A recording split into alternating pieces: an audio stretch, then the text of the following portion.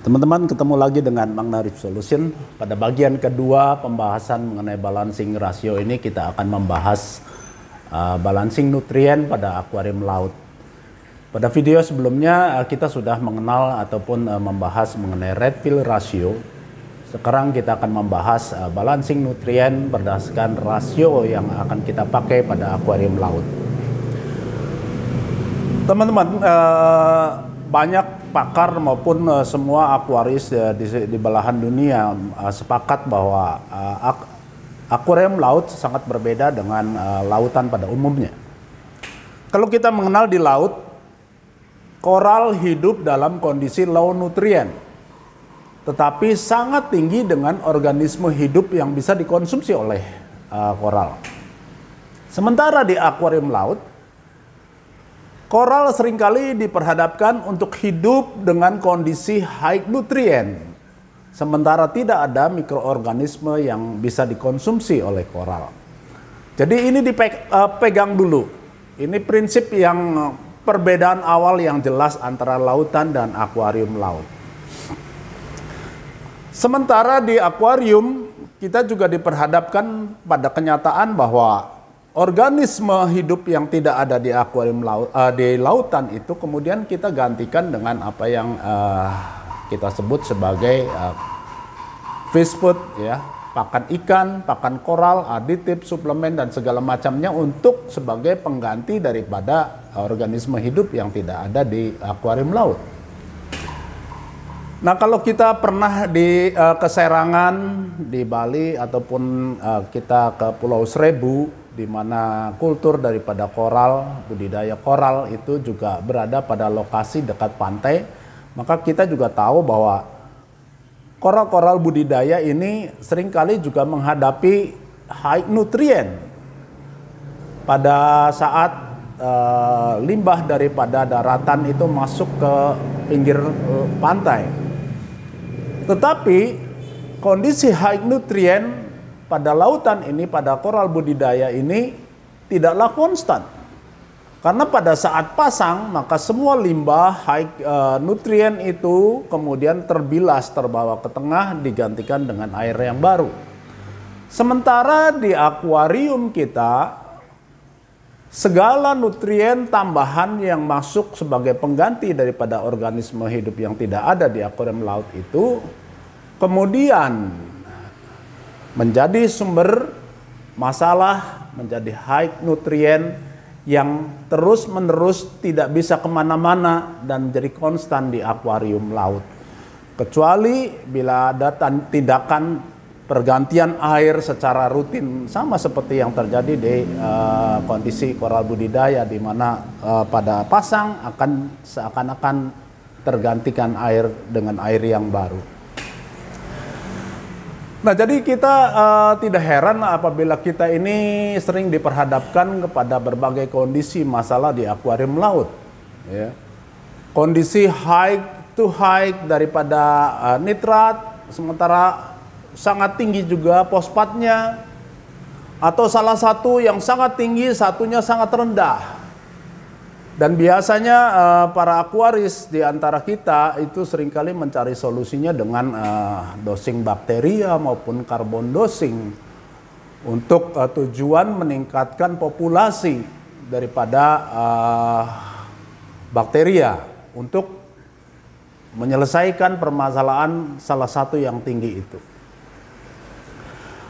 Nah, teman-teman, pada kondisi ekstrim di mana nitrat sangat tinggi, fosfat sangat rendah, atau sebaliknya fosfat sangat tinggi, nitrat sangat rendah, maka karbon dosing, doxing bakteria itu sama sekali kurang efektif.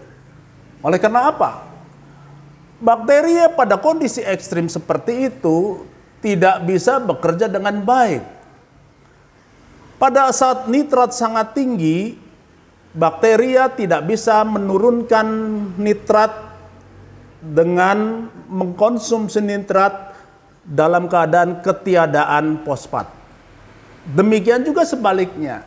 Ketika fosfat sangat tinggi, nitrat sangat rendah, bakteria tidak bisa mengkonsumsi fosfat, menurunkan fosfat dengan ketiadaan daripada nitrat.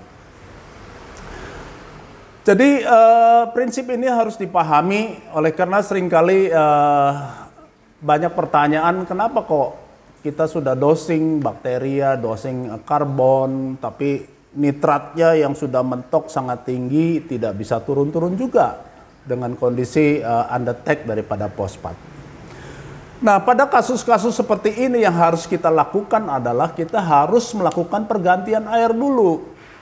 Jadi supaya kita ada yang salah satu tingkat nitrat atau fosfatnya yang sangat tinggi itu keluar angkanya dulu, turun dulu, baru setelah itu kita melakukan koreksi. Katakanlah misalnya undetect-nya daripada fosfat kita bisa naikkan dengan dosing instan seperti fosfat up, ya, atau sebaliknya. Jadi prinsipnya setelah ganti air kita dapatkan kondisi salah satu yang tinggi itu turun, baru kita dorong yang sangat rendah ini untuk mendapatkan angkanya. Setelah itu baru kita dosing, katakanlah bakteria boleh, dosing karbon supaya aktivitas bakteria ini boleh menyeimbangkan, bisa menyeimbangkan daripada nutrien keduanya. Selain itu kita juga seringkali pernah menghadapi kenyataan apa yang mungkin diistilahkan sebagai all-tank syndrome, ya, di mana nitrat itu sudah di luar batas. Ketika dites itu sudah levelnya sudah paling tinggi. Ketika sudah dilakukan water change dengan volume air yang sangat banyak, dites lagi tetap tinggi, sementara fosfatnya rendah. Nah, kondisi seperti ini harus dilakukan berulang-ulang dalam jumlah besar sampai angkanya keluar turun. Baru dilakukan seperti yang tadi dijelaskan. Nah teman-teman, dari semua hal tersebut kita bisa mengambil kesimpulan bahwa akuarium laut ini dalam banyak hal sangat-sangat berbeda dengan kondisi lautan pada umumnya. Sehingga rasio Redfield yang kita bahas sebelumnya, meskipun secara prinsip masih relevan untuk digunakan, namun dengan banyak pertimbangan harus disesuaikan. Tentu dengan dasar yang kuat dan bisa dipertanggungjawabkan. Pada bagian yang lalu, pada bagian pertama video yang lalu, saya sudah menyampaikan beberapa catatan contoh untuk bahan pada video ini. Sebuah produsen produk terkemuka mengungkapkan mengenai rasio daripada yang dia sampaikan untuk sebagai rujukan bagi para akuaris, di mana untuk mixed reef dan SPS frag rasio yang digunakan adalah 16:1. Untuk SPS rasionya adalah 24:1.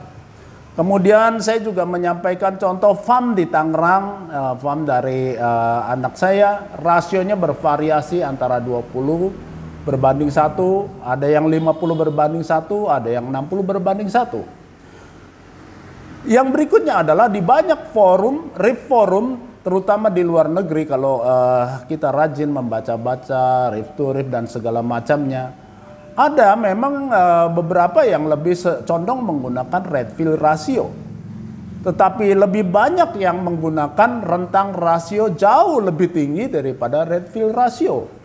Seperti pada video sebelumnya ada yang menggunakan 50, 100, bahkan ada yang 100 lebih dengan menyatakan bahwa koralnya fine-fine saja.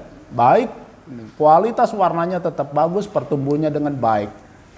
Tapi dengan catatan bahwa mereka menggunakan level daripada fosfat yang rendah, 0,01, 0,02 sampai 0,1 ppm. Atau maksimum sampai 0,25 ppm. Nah, dari beberapa asumsi data tersebut, setidaknya kita ini bisa mengambil kesimpulan awal bahwa rasio akuarium laut memang memiliki rentang rasio yang jauh lebih tinggi daripada Redfield rasio 16:1. Tapi kita harus memiliki data, asumsi, pertimbangan, dan perhitungan yang make sense untuk menentukan berapa sih rasio yang sesuai dengan kondisi akuarium laut kita. Nah, oke. Untuk mendapatkan balance nutrien dan menentukan rasio yang masuk akal ataupun yang katakanlah sesuai dengan akuarium laut, maka hal pertama yang harus kita lakukan adalah melakukan tindakan untuk mengambil rasio terkecil daripada rasio yang ada antara nitrat dan fosfat, yaitu kita mengambil rasio fosfatnya yang paling kecil. Dengan mengambil fosfatnya terlebih dahulu, kita bisa untuk mengelola angka daripada fosfat yang kita bisa capai. Kita usahakan angka fosfat yang terkecil, katakanlah 0,01 dan seterusnya sampai 0,1 ppm atau pada kondisi yang lebih tinggi 0,25. Nah, untuk mendapatkan angka-angka tersebut mungkin teman-teman bisa lihat lagi pada video sebelumnya mengenai fosfat remover ya. Nah, katakanlah kita ini memulai dengan angka fosfat itu 0,01, 0,02 atau sampai 0,25. Bila fosfatnya ini undetect, kita bisa menggunakan tadi sudah disampaikan dengan fosfat up, ya, kita bisa melakukan tindakan instan atau gampangnya kalau fosfatnya itu undetect mau dinaikkan itu udah aja beli pakan ikan yang murah ya, kasih agak lebih banyak itu pasti otomatis fosfatnya akan naik. Yang penting adalah jangan angka fosfatnya 0 kecuali kita mau main ULNS ya, ultra low nutrient system. Jadi dengan ada angka 0,01 atau 0,02 kita akan bisa mengatur daripada balancing nutriennya untuk menggunakan berapa rasio yang akan kita lakukan ataupun kita dapatkan. Karena bagaimanapun ini catatan penting buat kita, koral butuh nutrien antara nitrat juga fosfat. Jadi koral tidak bisa tumbuh hanya dengan satu nutrien, salah satu nitrat atau fosfatnya, akan rusak. Ya. Nah, kembali untuk mendapatkan angka nitrat setelah kita mendapatkan angka fosfatnya yang rendah, yang kita bisa lakukan adalah beberapa cara. Ya. Kalau nitratnya masih sangat tinggi, masih terlalu tinggi, mentok begitu, kita bisa dosing karbon atau plus bakteria. Karena fosfatnya sudah ada angkanya, jadi sudah tidak undetect. Jadi walaupun rasionya masih sangat tinggi, tapi bakteria dengan kondisi fosfat yang sudah ada itu, bakteria bisa mengkonsumsi daripada nitrat yang sangat tinggi ini sehingga bisa turun. Selain itu kita juga bisa menggunakan hal-hal lain seperti makroalga atau peralatan atau media lain seperti ATS atau sulfur denitrator. Yang kedua adalah bahwa nitratnya rasionya masih sangat kecil atau katakanlah ketika sudah ada fosfatnya rasionya masih kecil antara nitrat dengan fosfat, kita bisa melakukan juga sama dengan carbon dosing supaya fosfatnya ini lebih turun lagi sehingga rasionya kan naik. Nah, intinya banyak cara untuk mengelola angka rasio ini kalau kita sudah mendapatkan angka tujuan pertama fosfat yang kita inginkan.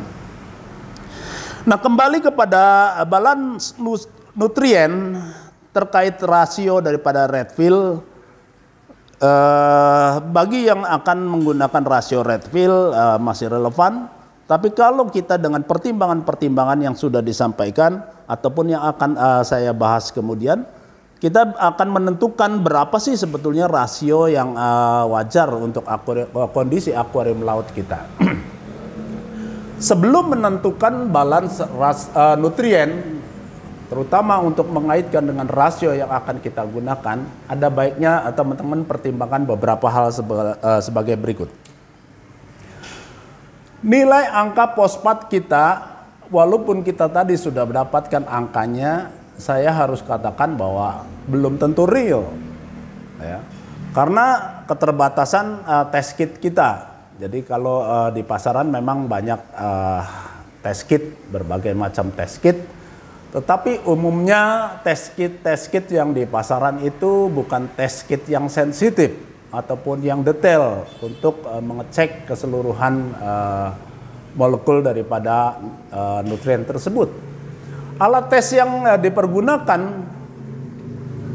kecuali seperti HANA test kit yang sensitif test kit itu jauh lebih baik daripada yang ada di pasaran yang umum digunakan para aquarius di akuarium laut kita. Yang lebih akurat lagi tentu ICP test. Yang berikutnya adalah salah satu kalau teman-teman punya test kit, mungkin salah satu test kit yang ada di market di pasaran itu yang banyak digunakan, ada banyak kekurangan juga, ya. Contohnya angka yang tertera untuk dideteksi di chartnya adalah 0, lalu lompat ke 0,03, dari 0,03 lompat ke 0,1, hilang 7 angka, dari 0,1 langsung lompat ke 0,25 dan seterusnya. Jadi tidak ada angka yang detail untuk supaya kita bisa mendapatkan angka real. Katakanlah misalnya dari 0,1 sampai 0,25 itu kan selisihnya 0,14. Jadi 14 angka yang bisa saja rancu antara yang satu dengan dua, sehingga kita tidak mendapatkan angka real daripada nilai fosfatnya. Yang ketiga, total fosfat di akuarium kita tidak semua terbaca oleh test kit, ya, kecuali ya tadi alat test kit yang sensitif ataupun yang ICP test. Nah, fosfat di air di akuarium laut kita terdiri dari inorganik dan organik. Inorganik antara lain adalah ortofosfat yang merupakan partikel kecil, dan kemudian polifosfat yang partikelnya lebih besar, dan keduanya inilah yang terbaca oleh alat test kit. Nah, kemudian ada organik fosfat yang namanya organofosfat yang mungkin bisa saja masuk ke akuarium melalui adanya suplemen, aditif ataupun media-media yang menjadi bagian tambahan pada akuarium laut. Organofosfat ini adalah fosfat sintetik yang seringkali digunakan untuk pollinizer, lalu fertilizer, dan juga perekat-perekat tambahan pada semen, termasuk juga untuk pestisida. Nah, kemudian selain organofosfat juga kita seringkali juga dosing ataupun ada tambahan suplemen-suplemen lain aditif yang mengandung inorganik daripada fosfat yang tidak seluruhnya mampu breakdown menjadi ortofosfat. Kemudian yang berikutnya adalah masalah pakan ikan. Pakan ikan, pakan koral itu mengandung fosfat. Pakan ikan terutama, data yang bisa saya gali adalah bahwa pakan ikan itu mengandung 3% daripada fosfat. Lalu dijabarkan di situ bahwa dari 5 gram pakan per 400 liter air itu menghasilkan 0,4 ppm sekali makan. Kalau dikonsumsi ikan, katakanlah fesesnya tinggal 20%, maka menghasilkan feses 0,08. Kalau 3 kali makan berarti kali 3, kurang lebih 0,24 ppm dalam satu hari. Dan feses ini akan menyumbang fosfat sangat besar setiap hari pada akuarium laut kita. Terlebih lagi bila kita overfeeding. Pakan-pakan sisa itu yang mengandung fosfat tinggi itu tidak langsung terurai pada saat itu juga, bertahap. Kemudian besok sudah ada lagi. besoknya sudah ada lagi. Sehingga terjadi timbunan deposit yang kemudian nanti terurainya bertahap. Lalu ada yang lainnya adalah fosfat binding dengan kalsium karbonat yang rilis juga karena binding terikat dengan kalsium karbonat juga kemudian rilisnya secara bertahap. Jadi terkait dengan beberapa poin tersebut, umumnya level fosfat dari hasil tes kit kita tidaklah real. Sehingga kemungkinan lebih besar daripada angka yang kita dapatkan itu jauh lebih besar daripada angkanya. Jadi dengan dasar-dasar seperti itu, saya kemudian mencoba mengambil beberapa kesimpulan, kemudian mencoba merangkum semuanya, dan kemudian pada akhirnya saya mencoba untuk membuat chart diagram dengan menggunakan rasio dari 11 sampai 70. Ya. Dan rasio yang konsentrasi yang utamanya adalah 45:1, jauh daripada rasio Redfield. Jadi saya menggunakan makna rasio 45:1. 45 ke bawah sampai 11 itu khusus untuk FO tank, lalu 45 sampai 70 untuk reef tank. Nah, kenapa saya mengambil angka 45:1?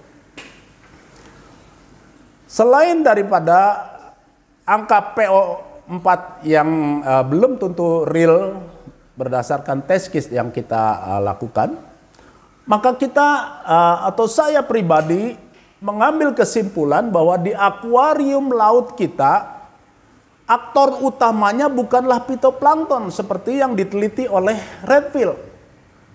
Pusat konsentrasi pemeliharaan akuarium laut kita, spesimennya adalah koral selain ikan. Dan kalau kita tahu, saya akan bacakan rentang rasio daripada koral adalah koral tisu itu 24:1 dengan deviasi 33 sampai 72:1. Lalu Zooxanthellae yang bersimbiosis dengan koral tisu, rasionya adalah 21:1. Dengan deviasi antara 20 sampai 70:1. Jadi range daripada pusat pemeliharaan akuarium laut kita adalah koral tisu dan Zooxanthellae yang menjadi simbiosis daripada satu bagian koral ini mempunyai range antara 24 sampai 70. Jadi spesimen koral ini menjadi fokus daripada penilaian saya pribadi bahwa koral yang menjadi inti daripada pemeliharaan akuarium laut ini memiliki toleransi rentang rasio antara 24, 21 kalau Zooxanthellae sampai 70 dan 72. Selain itu, kesimpulan saya juga mengambil beberapa lainnya. Sekarang katakanlah kalau kita juga memelihara makroalga seperti tadi yang sempat saya sampaikan mengenai cara untuk menurunkan salah satu nutrien yang lebih tinggi. Maka makroalga ini mempunyai rasio 30:1 dan deviasinya adalah 13 sampai 70. Sementara kita juga tahu bahwa di akuarium laut itu terdiri juga dengan aerob bakteria, anaerob bakteria yang mempunyai rasio lebih kecil 5:1. Itu sebabnya dia butuh fosfat pada saat dia mau mengkonsumsi nitrat. Butuh nitrat pada saat dia harus mengkonsumsi fosfat. Pada rentang deviasinya dia bisa sampai 10:1 ketika nutrien nitrat lebih tinggi. Lalu kalau di akuarium kita ada kopepot, rasionya adalah 3:1. Itu adalah kopepot masih muda. Tetapi ketika kopepot menjadi dewasa, rasionya menjadi 20:1. Lalu kita kalau misalnya ada krustasea, jadi udang-udangan kecil yang hidup di dasar atau di sam, maka rasionya adalah 16:1.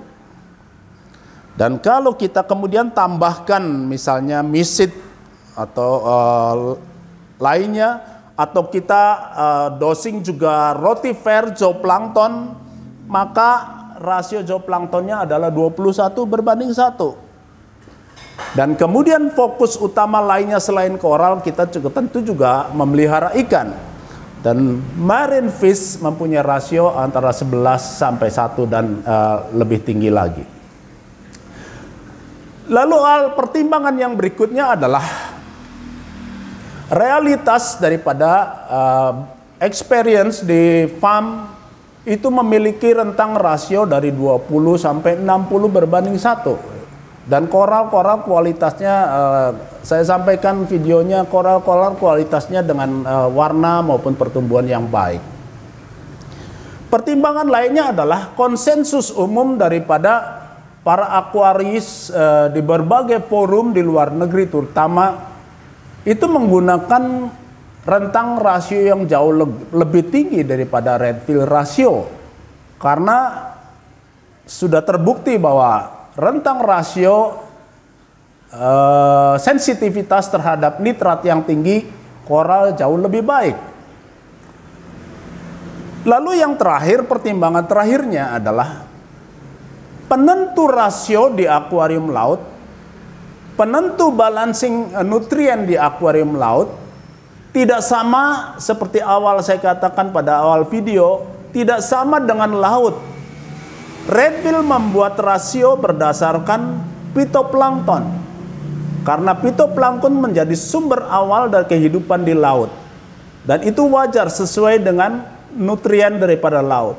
Tetapi di akuarium laut bukan phytoplankton yang menjadi sumber utama pemeliharaan kita. Karena bahkan mungkin phytoplankton itu tidak ada atau sangat minim di akuarium laut kita. Tetapi yang menjadi fokus utama kita adalah spesimen-spesimen yang kita pelihara, terutama koral dan ikan. Nah, siapa sebetulnya yang bisa menentukan rasio yang paling wajar? Ya pemilik akuariumnya, kita. Jadi bukan based on penelitian Redfield yang menyatakan rasionya harus berdasarkan phytoplankton, tetapi kita sebagai pemilik akuarium mempunyai fokus pada apa yang spesimen apa yang menjadi fokus pemeliharaan kita di akuarium laut. Kalau kita spesimennya koral, maka koral ini mempunyai rasio antara 21, 24 sampai 70. Jadi sangat wajar kalau saya mengambil kesimpulan untuk membuat rasio 41:1. Bahkan bisa range-nya bisa sampai 70:1. Tetapi sekali lagi, saya memahami bahwa setiap akuarium, setiap tank berbeda-beda. Beda cara, beda perlakuan, dan terutama beda hasil. Dan Anda yang paling tahu. Jadi, Anda bisa pergunakan Redfield ratio, Anda bisa menggunakan Magna ratio, Anda bisa juga pergunakan rasio Anda sendiri. Selamat untuk menjalankan balancing nutrien, supaya akuarium kita, Anda menjadi lebih baik. Sampai ketemu pada video berikutnya. Salam.